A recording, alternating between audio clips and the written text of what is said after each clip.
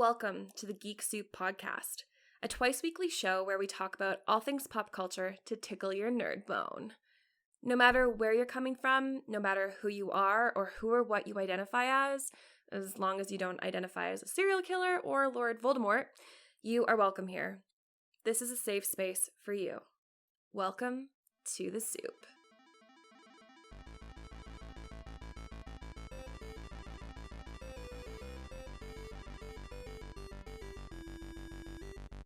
Hey everybody, welcome back to the Geek Soup.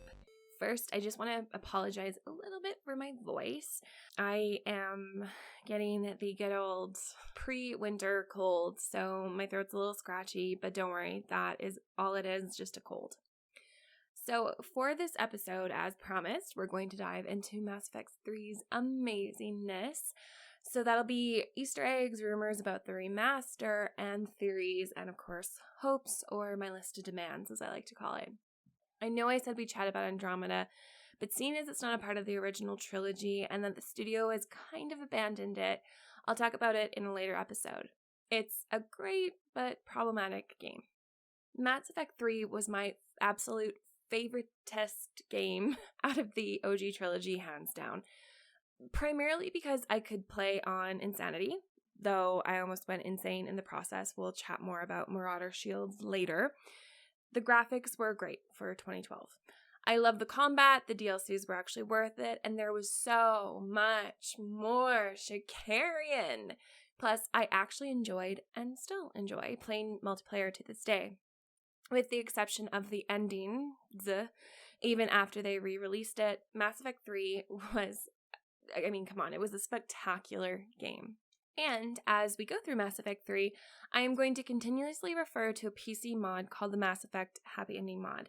If you haven't listened to my latest episode, then you might be confused, so here's a recap. If you have your own headcanon where Shepard lives, like, let's be honest, we all have that headcanon, and you play on PC, you can download the mod on Nexus Mods and have your Shepard live. I won't give too much away, but if you hear me refer to this during the podcast, then that's what I'm talking about. I do want to touch on that briefly. I'm going to go into it towards the end of the podcast, but I also do want to chat about it right now, just get it out in the open, all the cards on the table. I understand why BioWare gave us those options, and I understand the disappointment that the fandom felt. BioWare gave us these amazing characters and a story that included some really tough decisions throughout 3 great games. And then we were left to pick a color.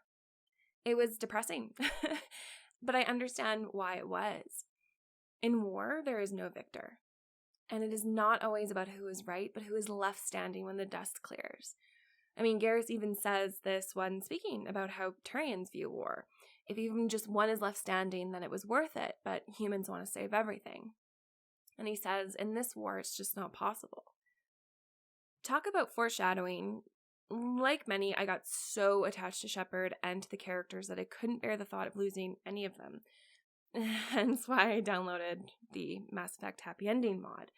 While I applaud BioWare's stellar writing team, and they, at least in the original trilogy, the writing was spectacular. We have to admit it. I applaud them for bringing in the concept of the ultimate sacrifice, and of course tying together the whole biblical analogy of the shepherd dying. I also respect the fandom's need for a happy ending. Many of us play these games as an escape, and to have our hearts broken is never fun, or is being reminded that many, many men and women make the ultimate sacrifice for the rest of us on a daily basis. And that no matter what you've done or how many tough decisions you've made, sometimes when you come to the end of something, every choice you'd made up to that point only served to give you background. Sometimes it's just a choice. So, on that depressing note, let's just jump right in. Spoiler alert central if you haven't played any of the Mass Effect games or their respective DLCs. One DLC I neglected to mention from Mass Effect 2 was the Arrival DLC. I'm sorry, I'm laughing because I'm going to edit the first try out, but I guess it doesn't matter now. I said one DLC I mentioned to neglect, but yeah, and one DLC I neglected to mention was Arrival. And I personally like this DLC. I also think it should have been included as part of the game itself. It was a really fun solo mission. It was really the only time we get to do any kind of solo mission in any of the games. I liked the added aspect of the challenge of going in stealth. And the first time I played this, I just went in and started shooting, and I wasn't really worried about being stealth until I saw that there was an achievement that you could get for being stealth. And of course, the completionist in me was like, I gotta get that achievement. I also tried to last as long as I could when the Reaper artifact acted up and all of the brainwashed Alliance soldiers were trying to kill me. The innocence of first playthroughs, eh? For the Arrival DLC, of course, you get to explore a Batarian military center on their homeworld of Eratot, or Eratot. I think it's mostly Eratot, but correct me if I'm wrong. The Batarians have kidnapped an Alliance operative, Dr. Amanda Kenson, that Admiral Hackett is tasked you with rescuing, and he asks Shepard to go in by themselves and try to keep as quiet about it as possible.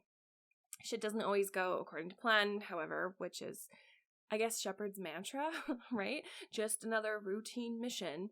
And even after you end up rescuing Dr. Kenson from the Batarians, you still have people trying to kill you. Again, Shepard's mantra, right? On the way back to an Alliance base on an asteroid, Kenson tells you that her people are planning to destroy a mass relay with this asteroid because they have good intel about the Reaper's imminent, arrival.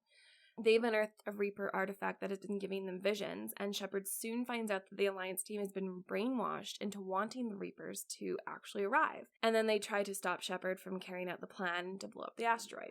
There is a timer to when the Reapers are supposed to arrive, and Shepard is eventually subdued by the team and wakes up 2 days later when there's only 4 hours left on the timer.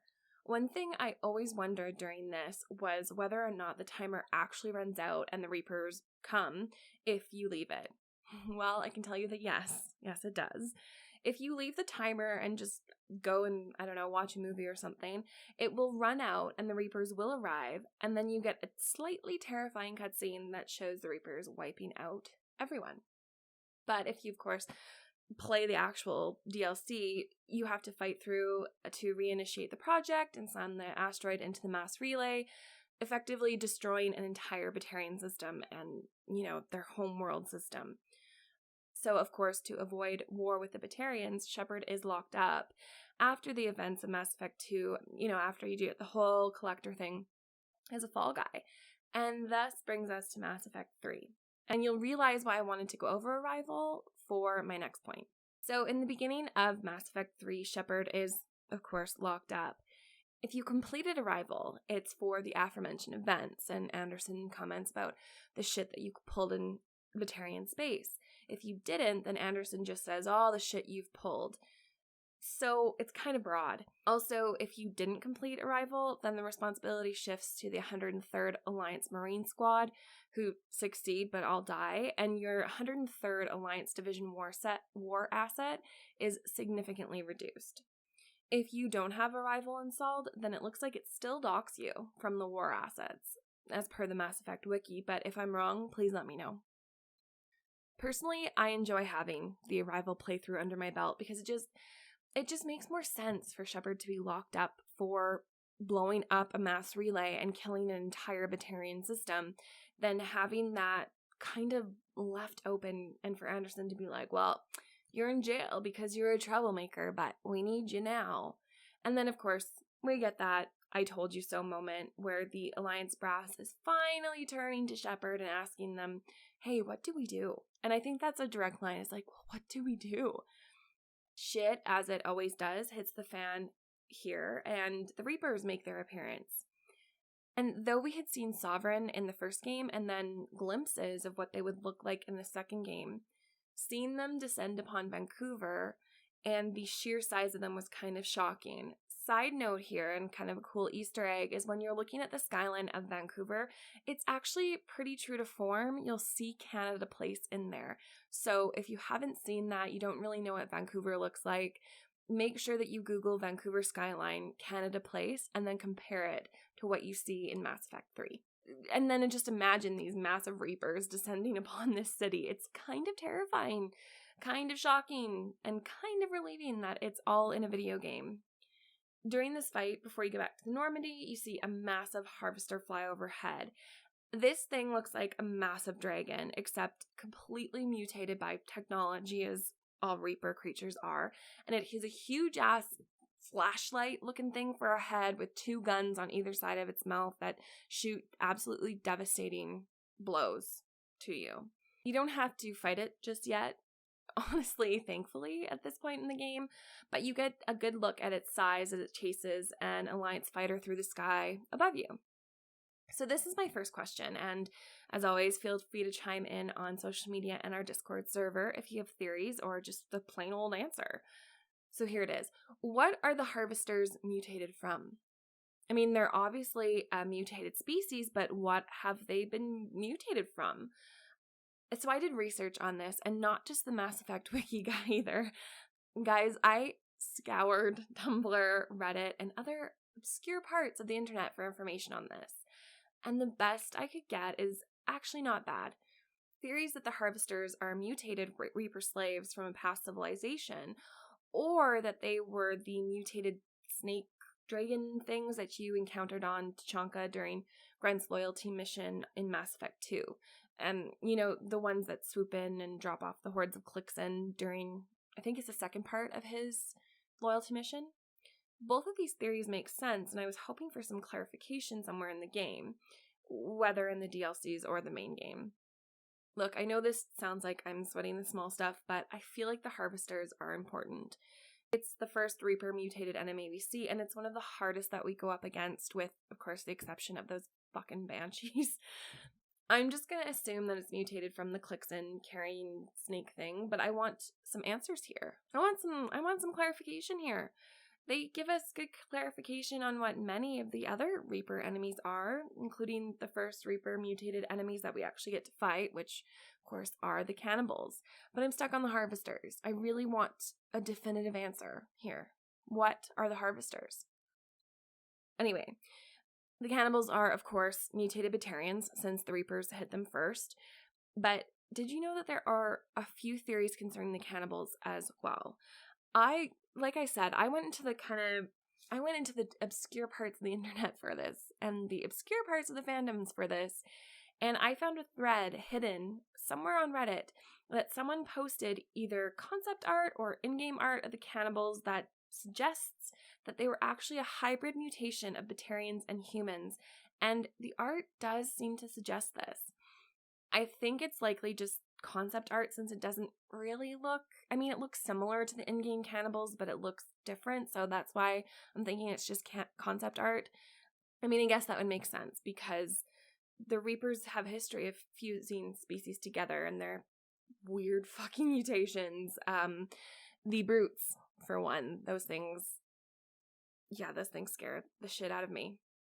Okay, so even though you had an awkward run-in with your former teammate or romance, Caden or Ashley, before you went to talk to the council, now you get to go on a mission with them and a brand spanking new team member, James Vega. And I didn't figure this out for the longest time, and I don't know why I didn't know this, but did you know that James Vega's voice actor is Freddie Prinze Jr.? Once you hear him, and once you hear Freddie Prinze Jr., and I don't know what you did last summer or something like that, it didn't click for me. And then, of course, it was mind-blowing that he was also the Iron Bull, but he did really, really good as James Vega's voice actor. I was really impressed, and I really enjoyed him as Vega. And, of course, now the Easter eggs start rolling. And, well, I mean, yeah, Kate, obviously, we're getting to the main story here, so duh, the Easter eggs start rolling. So let's dive into them. Mass Effect 3 is full of Paragon and Renegade interrupts. Much more than the second game, which I love. It makes the game more immersive and different every time. So our first go at the Paragon Renegade interrupt is with James Vega back on the Normandy. I typically play Paragon or a Paragade type, and I will fully admit that I've never gone full balls to the walls Renegade. I can't. I've tried, believe me, but I have to go back and reload and do it all over again. Anyways, I have, of course, tried both the Paragon and Renegade interrupts with Vega at this point, but I've never actually missed the interrupt. And judging by the amount of research I had to do for this one little thing, other people are the same. So after all that, I ended up replaying the game just until that one point, and it was it was anticlimactic, to say the least.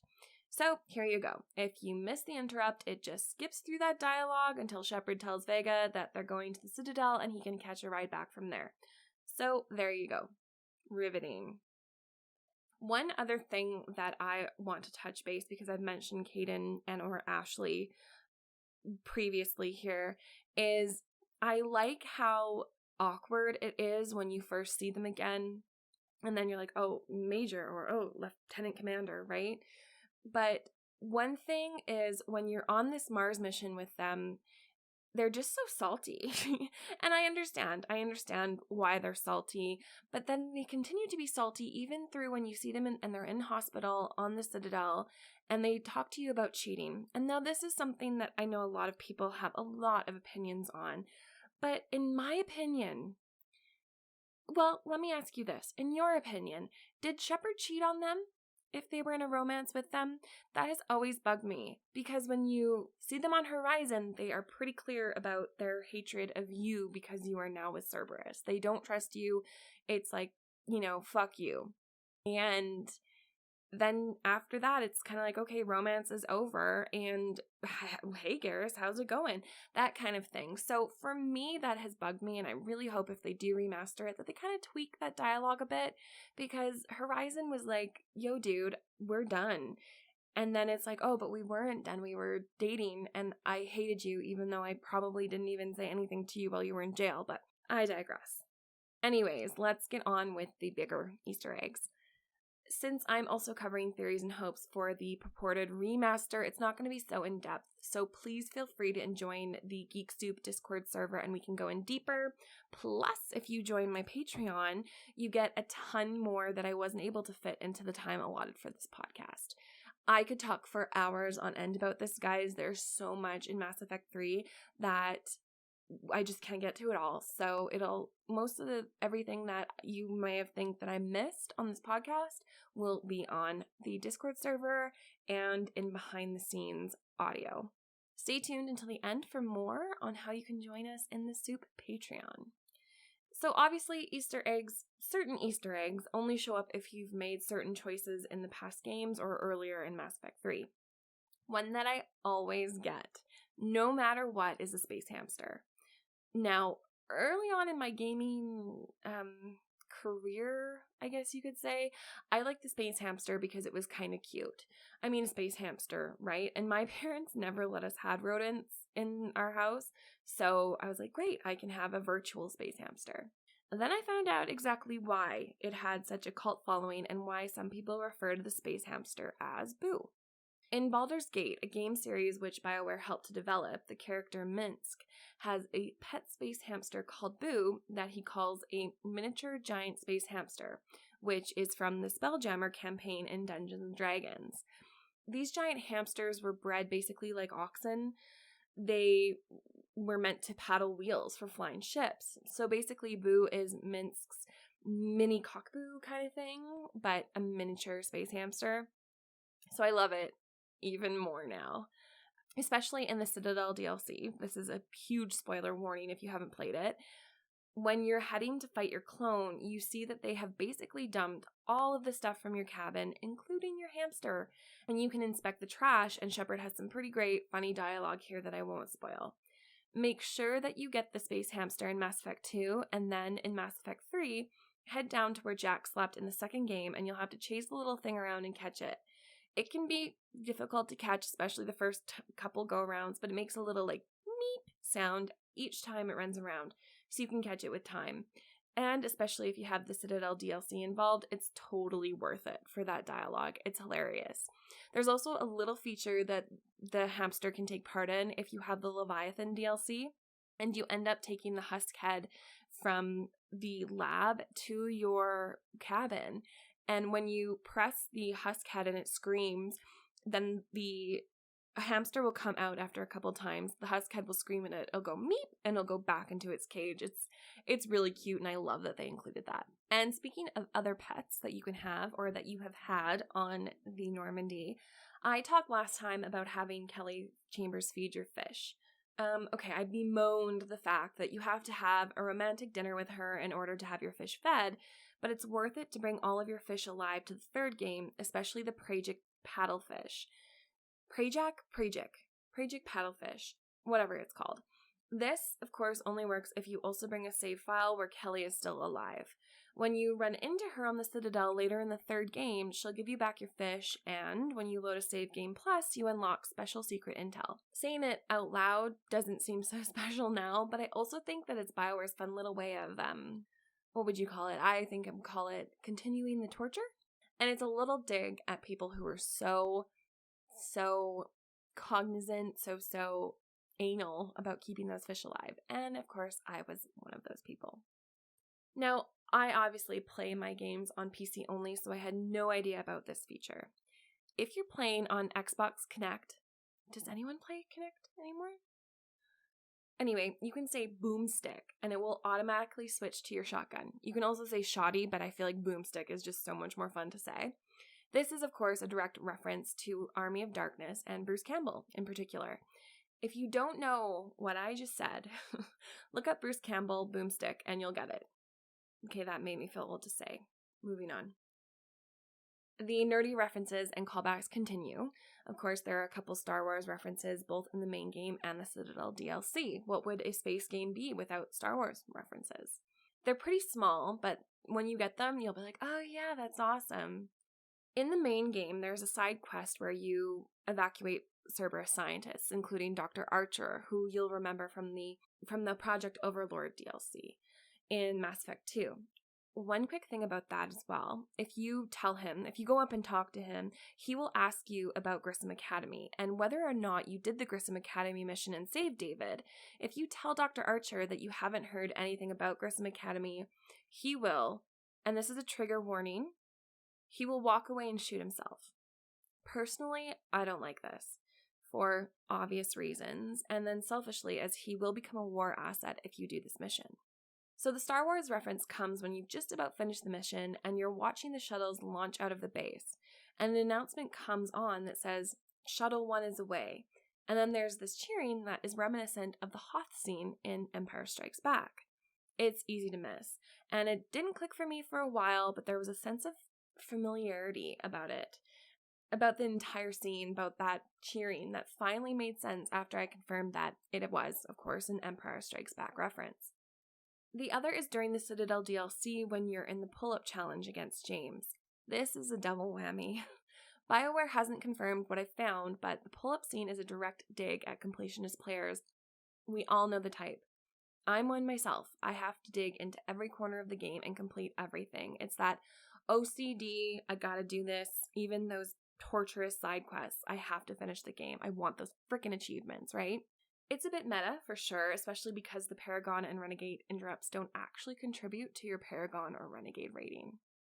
And they don't unlock anything other than some additional dialogue with Vega throughout the entire pull-up thing, and the entire exchange takes about 15 minutes. So what's the message other than a quick haha, or from like The Simpsons, haha, from BioWare? Well, you got me. I did it once and I haven't again.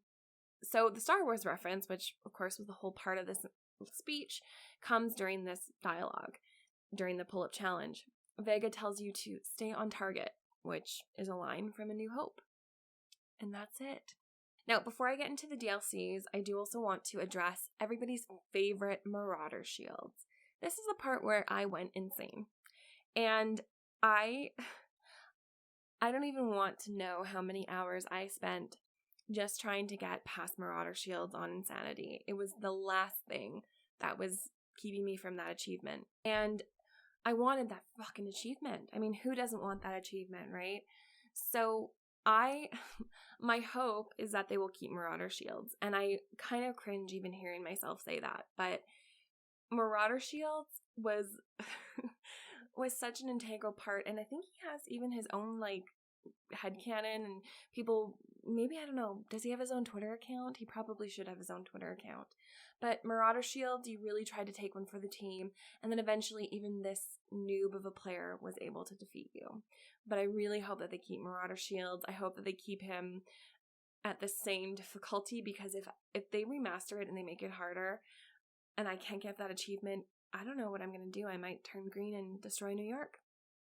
All right, into the DLCs. There are a lot of great little moments and dialogue in the Citadel DLC, but these are some of my favorites. When you fall through the fish tank and are making your way through the back alleys of Zakera Ward, you run across some interesting little kiosks, and there are some data pads that you can interact with. There is one data pad in particular that is a memo to an employee to stop touching the meat. Players have theories about what this might be referencing, but I think that it's a callback to the annoyed Solarian on Surkesh that gets mad at you for continuously touching a button. You know that button. When you first engage in combat with the Cat 6 mercs, your love interest comes over the comm and Brooks tells them to keep the comm clear. As a dedicated Shikarian fanatic, I only have personal experience with the amazing dialogue that results in a Garrus romance, though I've seen screen recordings of other romance options, obviously. And I love that the writers really indulged the fandom to help them get a look inside these romances. I mean, you can never have enough romance dialogue, right? With this, they keep it light and fresh and normal. And that's the beauty of the entire Citadel DLC. I mean, okay, it's kind of fan service, not gonna lie, but it's the best kind, and this DLC is truly worth it. Plus, you get to partay, and you can party a lot, especially if you go back and reload saves and try different party options. You get some pretty funny, interesting, and some pretty spicy dialogue options. And then, of course, you end up in bed with your love interest, or apparently, if you choose not to romance anyone, depending on how the night goes, you can end up in bed with Vega or Javik. So there's that. Be sure to look to the right when you get out of bed the morning after the party for a data pad from Morden. Depending on whether he's alive or dead at that point in your game, the data pad is a hilarious bit of audio from one of our favorites, Morden, and brings up a maybe callback to the second game when you first meet Arya. It's something you have to experience for yourself, so I'm not going to spoil it. I'm just going to push you in the right direction so that you can experience it for yourself. Also, this specific bit of dialogue is for Shikarian peeps that you might have missed. When you get back from the sushi place and you're going around your apartment chatting to your buds, and when you click on Garrus, and of course you have to have romanced him, save in the middle of his dialogue and then reload that save. Interact with Garrus again and you get hidden dialogue about Turian in-laws that you're not going to want to miss. Hot tip, I have played the Citadel DLC in several different spots in my game, and I've consistently had the best playthroughs when I saved it right before the final mission. On that note, I also want to recommend that you play the Leviathan DLC after you've locked in your romance with your love interest for some cute protective dialogue that will force an audible "aww" out of you throughout the entire mission. Make sure that you also visit your love interest on the Normandy after each Leviathan mission for some great floating dialogue as well. I do want to get into the Omega DLC because you can kiss Arya, but if I can be honest, it wasn't my favorite, and I'll get into the Omega DLC a little bit more in the Discord server and some behind the scenes content. It's a big one as well, and I didn't enjoy it as much as Leviathan or the Citadel. Okay. So that's the time that I've had for Easter eggs for this podcast. I've already gone way over time. Of course, as I mentioned, you'll get more if you join me over on Patreon, but we're going to do a quick what I gave a fuck about today.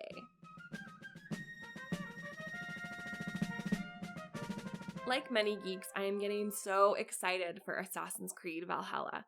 I love the Assassin's Creed series because it's beautiful, the gameplay is great, but also because they try to make it as historically accurate as possible. This is especially important to me when it comes to Valhalla, including the inclusion of a female Eivor, the main character, as canon. Ubisoft has said that both genders will be considered canon, but having a female character as officially canon is huge, and it is most certainly what I gave a fuck about today. Okay, I know that I said we'd be moving on from Easter eggs to hopes and theories, but I do want to say something as a diehard Garrus romancer. Can we tone down the flirting between him and Tali when you're romancing him? I mean, I love that they have banter and are good friends because when the galaxy goes to shit, you need good friends. But I'm also incredibly jealous, and I don't like the flirting between my man and probably my favorite female companion in the series. So I'm just wanting to go on the record with that. Tone it down, BioWare. I know it's hard, but it would be appreciated. Now that I've segued into my demands, let's get into what else I'd like to see for the remaster. I mentioned the Leviathan DLC briefly before, but since we're going to be talking about theories and hopes for a reported remaster, this DLC is worth mentioning. While the Citadel DLC is fan service and is so fun, it lies firmly in my head as a DLC, which doesn't make it any less important than the others.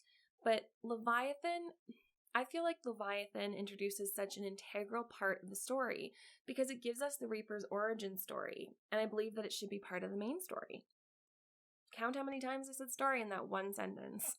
It doesn't have to be priority missions, but maybe side missions that can help us to better understand where the fuck the Reapers came from and why they're doing what they're doing. Side note here, I am not going to get into the indoctrination theory that many fans have. It might be a separate podcast down the line, or maybe some behind the scenes content, especially if we do get a remaster. It's too much of a rabbit hole for me to go down right now. If you're interested though, definitely look it up. It is a very, very interesting theory. Another hope/demand I have for a potential remaster is the graphics. I loved Mass Effect 3 and the way the game looked, but could we maybe have a more in-depth character creator? There's this meme that I love because it's so true, and it says, "You can't save the galaxy if you ain't cute." I mean, how many of us have restarted the game after we see our characters' faces? I have multiple times, especially Mass Effect 2, when you meet Jacob. Wow, some of those, whew. You know, I'd love to see a character creator kind of like what they had in Dragon Age Inquisition. For me, the ideal graphic setting for Mass Effect 3 would look like what The Witcher 3 did. That game was gorgeous. But because it's BioWare, I'd settle for Dragon Age Inquisition character graphics and a game that looked like the landscapes from Andromeda.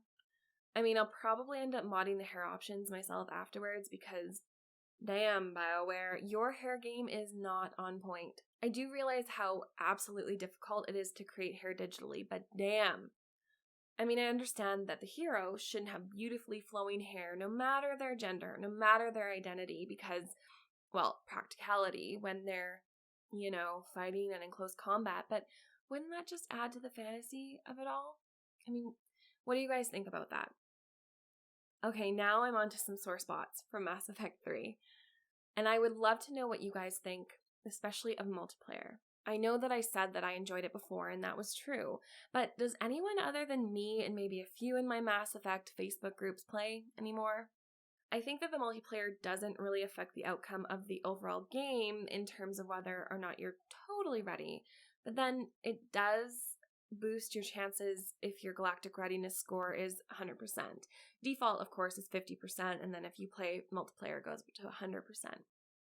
I've read both sides of the argument, but for the remaster, it would be nice if they could put that galactic readiness weight on maybe some more in-game side quests that you can do in lieu of the multiplayer aspect, and even just incorporate it into side quests that already exist, like Grissom Academy or saving the Cerberus scientists, that kind of thing. I mean, keep the multiplayer. I love it. It's fun. Even though I'm brutal at it, I enjoy it. But maybe take off the weight the multiplayer holds. And if you want to get a little rebel without a cause, it would also be a great way to show EA that RPGs don't really need to be 100% multiplayer. I haven't played Anthem for this specific reason, even though I obviously am a massive BioWare supporter. I haven't played Anthem because I don't really have confidence in my multiplayer skills is the main reason, but I don't really enjoy that it's 100% multiplayer. If you have played Anthem and I am so off the rocker here, please feel free to correct me and let me know how it was, because I do kind of want to play it, but then I don't kind of want to play it because of multiplayer. It would be great if the multiplayer aspect was optional and didn't really have an effect on the game, kind of like Inquisition. Okay, I know that we just had a quick break, but before I get to my last talking point in this podcast that is already way longer than I expected, let's go to Only Good News. This is Only Good News on the Geek Soup podcast. It's no secret that we need to save the bees. Einstein himself even proclaimed that, quote, "If the bee disappeared off the face of the earth, man would only have 4 years left to live," end quote. Bees are part of the 3 Bs and the 2 Ps that are essential for human life. These are bees, butterflies, bats, primates, and plankton. In Paris, on the top of Notre Dame's sacristy roof, there are 3 colonies of bees. When the cathedral burned last year, it was feared that these colonies had perished, and it would have been a massive blow to the bee population in France, in the whole of France, because there's 40,000 bees in these colonies. However, the colonies not only survived, but thrived, and the main beekeeper reports that their behavior hasn't changed at all. The hives were completely untouched by the fire, and the bees have continued to thrive even through the shit show that has been 2020. There are some really easy ways that we can help bees to thrive individually, including even just planting bee-friendly flowers like zinnias, or even simply blue, purple, yellow, or white native to your area flowers in your flower bed, in your flower pots, wherever, just as long as they're outside. Bees thriving will always be good news. Of course, the big sore spot for all of us when it comes to Mass Effect 3 is the ending. There are so many questions, and as I said before in my very depressing snippet at the beginning of this podcast, I get why BioWare did what they did, even with the original endings. They hinted at it enough through the game, but as I also mentioned before, many of us play video games to be the hero. We play it for the escape from our real lives and to come out on top. I don't know about you. Don't get me wrong, I love my life, but there's sometimes where I'm like, damn, I just wish I could be a superhero for one day. And of course, in war, coming out on top rarely happens. And I applaud BioWare for playing quote-unquote devil's advocate, if you will. Their re-release where, spoilers again, Shepard lives if you pick the destroy ending was a nice touch, but that kind of left a gaping hole in many fans' hearts. So, with this remaster, do you think that they'd change their tune and bring out a completely new ending, a la the Mass Effect Happy Ending mod? If you listen to my previous podcast episodes, and of course as I mentioned previously in this episode, you'll remember that I recommended this mod for PC players. It's a fantastic way to end the series if you were, like me, left brokenhearted originally. It's available for download on Nexus Mods, and you'll be able to find it easily as it's quite popular, and I think you can probably understand why. Since I have accepted the Mass Effect Happy Ending mod as my own personal headcanon, I find myself kind of indifferent to any remastering rumors of the ending in particular. I think everybody probably has a different answer to the question. What would you like the ending to be? Many of us would probably say we don't want it to end, whereas others would acknowledge that Shepard might need to retire.